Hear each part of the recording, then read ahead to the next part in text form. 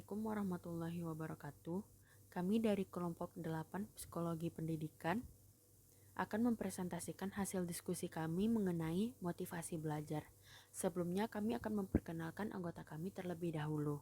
Yang pertama, Raisya Putri Haryandi dengan nomor BP 20 10 32 20 31, Talita John 20 10 32 20 18, Sylvie Denazla 20 10 32 20 20. Pengertian motivasi.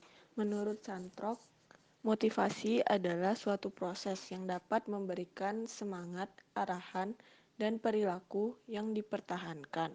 Nah, perilaku ini akan muncul akibat suatu motivasi cenderung terarah dan bertahan lama. Hal ini dapat dijelaskan melalui kisah Terry Fox yang memiliki semangat dan gigih dalam mencapai tujuannya. Dia merupakan seorang pelari yang pada bulan pertama ia hanya menempuh 8 mil. Kemudian kegiatan ini ia lakukan dengan berbagai banyak rintangan. Nah, akan tetapi ia dapat terus bertahan dan juga melancarkan langkahnya hingga ia sampai kepada tujuannya. Hal ini ia lakukan dengan tujuan untuk membantu orang lain yang mengidap penyakit kanker. Nah, tindakan Terry Fox ini dapat dijadikan sebagai salah satu contoh motivasi di mana ia terus bertahan dan mencapai tujuannya hingga akhir. Hal ini juga dialami oleh Lance Armstrong yang merupakan salah satu pembalap sepeda yang hebat yang mengidap penyakit kanker. Kemudian ia termotivasi untuk bertekad memenangkan lomba Tour de France yang merupakan lomba sepeda bergengsi di dunia. Ia kemudian terus berlatih keras dan pada akhirnya ia juga berhasil memenangkan lomba. Fungsi motivasi dalam belajar. Motivasi belajar berpengaruh terhadap keberhasilan dalam proses belajar mengajar seseorang dan prestasi belajarnya. Menurut Sanjaya tahun 2010 dalam jurnal EMDA tahun 2017, bahwa fungsi dari motivasi belajar yaitu 1. Mendorong siswa untuk beraktivitas. Motivasi dapat mendorong seseorang untuk melakukan suatu pekerjaan dan besar kecilnya motivasi seseorang juga berpengaruh terhadap keberhasilan dari pekerjaannya. Misalnya, seorang siswa yang memiliki motivasi belajar yang besar dapat menyelesaikan tugas yang diberikan oleh guru dengan tepat waktu dan mendapatkan nilai yang memuaskan. Sedangkan siswa yang memiliki motivasi belajar yang rendah suka menunda mengerjakan tugas dan mendapatkan nilai yang kurang memuaskan. 2. Sebagai pengarah. Motivasi dapat mengarahkan seseorang untuk memenuhi kebutuhan atau mencapai keinginannya. Seseorang yang memiliki motivasi belajar yang tinggi akan terdorong untuk melakukan suatu usaha agar memiliki prestasi belajar yang baik. Karena motivasi yang tinggi akan menunjukkan hasil yang baik. Contohnya, seseorang yang berkeinginan tinggi untuk menjadi seorang psikolog akan berusaha keras dan rajin belajar agar keinginannya menjadi psikolog dapat terwujud.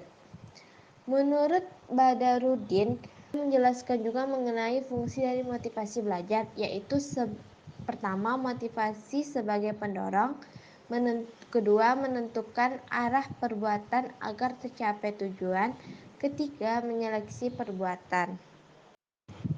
Bentuk-bentuk motivasi dalam belajar. Motivasi belajar dapat berupa angka, pujian, hadiah, kompetensi, minat, hukuman, keinginan untuk belajar. Darmadi tahun 2017 menjelaskan bahwa motivasi itu terbagi menjadi dua bentuk, yaitu motivasi intrinsik dan ekstrinsik. Motivasi intrinsik yaitu motivasi yang berasal dari dalam diri individu, tanpa adanya paksaan dan dorongan dari orang lain dalam melakukan aktivitas belajar. Pada proses belajar, motivasi intrinsik dapat dilihat dari ketekunan seseorang mengerjakan tugas karena merasa butuh dan ingin mencapai tujuan belajar. Sehingga seseorang yang memiliki motivasi intrinsik yang tinggi akan cenderung menjadi anak yang aktif dan memiliki rasa ingin tahu yang tinggi. Kedua yaitu motivasi ekstrinsik yang merupakan motivasi yang berasal dari luar diri individu atau lingkungannya yang mendorong individu untuk belajar. Pada lingkungan sekolah, biasanya motivasi ekstrinsik berupa pujian dan hukuman, yang mana pelajar yang mendapatkan hasil yang memuaskan akan diberi pujian, sedangkan pelajar yang mendapatkan hasil yang kurang memuaskan akan diberi hukuman. Di mana pujian dan hukuman ini akan memotivasi pelajarnya. Dimana kalau dia kan diberi pujian, ia akan semangat lagi untuk mendapatkan hasil yang memuaskan. Diberi hukuman juga untuk menimbulkan semangatnya untuk belajar. Hal ini akan mempengaruhi motivasi dari seseorang pelajar. Motivasi belajar dapat meningkatkan karena ingin mendapatkan pujian atau tidak ingin mendapatkan hukuman dari hasil yang diperoleh pelajar tersebut. Misalnya, seseorang akan giat belajar untuk ujian agar tidak remedial, karena remedial itu bisa dianggap sebagai hukuman. Terus seseorang dia cepat mengerjakan PR-nya agar mendapatkan pujian dari guru, seperti itu. Perbedaan motivasi intrinsik dan ekstrinsik. Motivasi ekstrinsik adalah melakukan sesuatu untuk mencapai tujuan dengan dorongan dari lingkungan luar.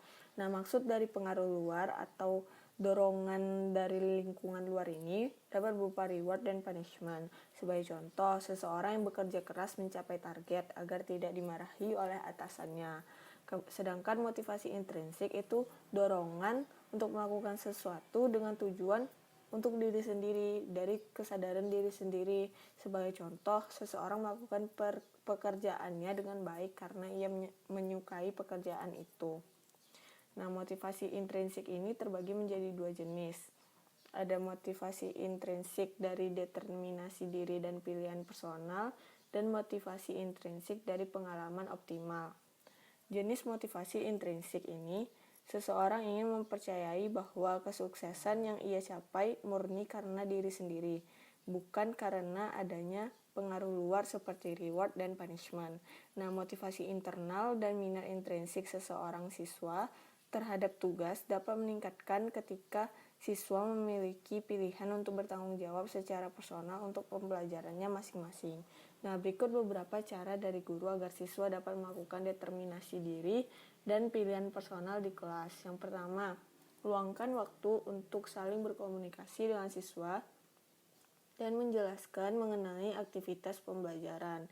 Kemudian yang kedua, bersikap penuh perhatian sehingga guru dapat memahami perasaan siswa ketika disuruh melakukan suatu hal.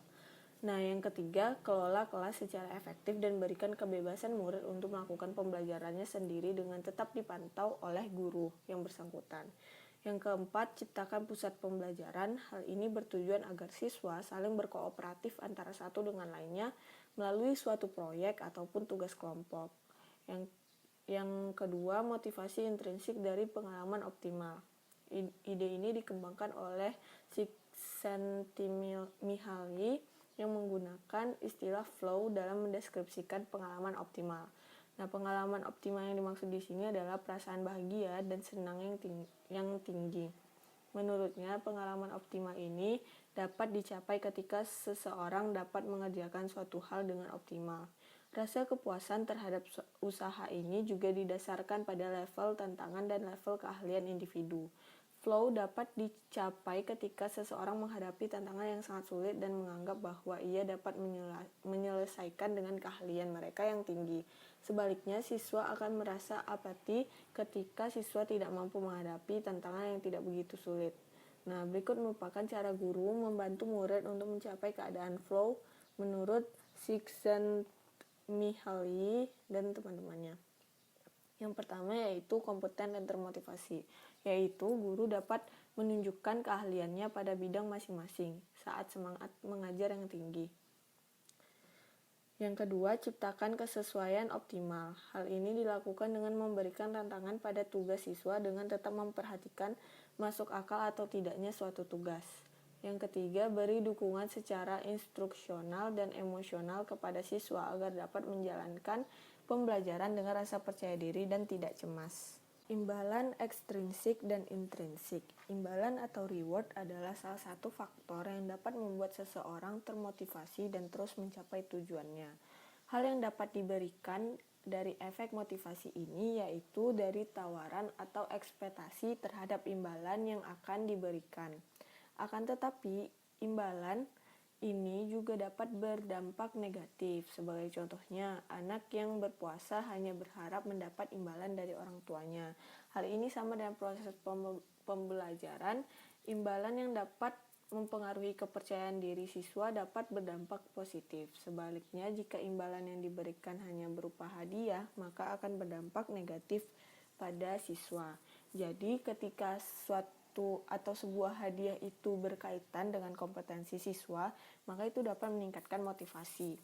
Nah, seseorang siswa yang mengikuti pembelajaran dan mengharapkan imbalan, sehingga ketika imbalan tersebut diberhentikan, maka itu akan berdampak pada proses pembelajarannya. Mungkin ia akan berhenti untuk belajar kalau tidak diberikan sebuah imbalan. Nah, berdasarkan teori yang disampaikan Stipek, kritikan terhadap kemampuan siswa akan melemahkan motivasi intrinsik siswa tersebut, sehingga rasa percaya diri siswa itu akan menurun. Nah, tentu saja imbalan yang diberikan kepada siswa juga dapat berguna. Berikut beberapa kegunaan imbalan menurut Bandura. Yang pertama, sebagai insentif agar siswa mau mengerjakan tugasnya. Hal ini bertujuan untuk mengontrol perilaku siswa. Nah, kemudian yang kedua, dapat menambah informasi tentang keahlian. Imbalan dapat menambah keahlian siswa ketika hal yang diberikan sesuai dengan bidang ilmunya. Sebagai contoh, misalnya ingin memberikan imbalan kepada siswa SMA kelas 1, mungkin bisa diberikan buku-buku pelajaran, imbalan berbentuk buku-buku pelajaran yang sesuai dengan apa yang dipelajarinya. Selanjutnya, upaya-upaya dalam meningkatkan motivasi belajar. Di antaranya yaitu, yang pertama, dengan cara memberikan tugas yang menantang tetapi masih dalam batas kemampuan siswa. Seperti contoh, misalnya pada pembelajaran matematika, seorang guru memberikan contoh mengenai penjumlahan 2 digit, yaitu rentang angka 10 sampai 20. Maka pada saat latihan, sang guru bisa menggunakan angka dari rentang 20 hingga 90, asalkan masih 2 digit. Yang kedua, mengubah lingkungan belajar siswa menjadi kondusif sehingga siswa dapat mengikuti pembelajaran dengan maksimal. Yang ketiga, memberikan pembelajaran yang tak hanya berorientasi pada nilai, sehingga siswa yang kurang mampu dalam pembelajaran akademik tetap memiliki motivasi belajar dalam dirinya. Yang keempat, berilah kesempatan kepada siswa yang gagal untuk dapat memperbaiki kegagalannya. Yang kelima, berilah motivasi kepada siswa mengenai bahwa pentingnya pembelajaran tersebut dilakukan. Yang keenam, hindari sikap yang dapat menimbulkan konflik di antara siswa.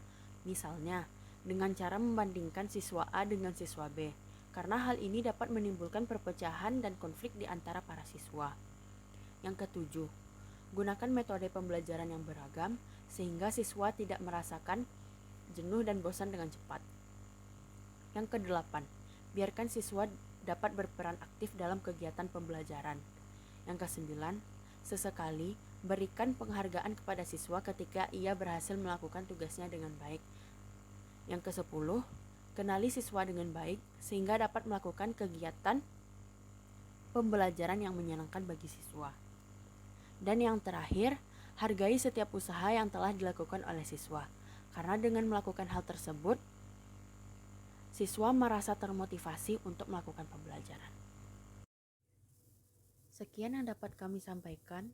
Mohon maaf apabila ada kesalahan dan kekurangan. Terima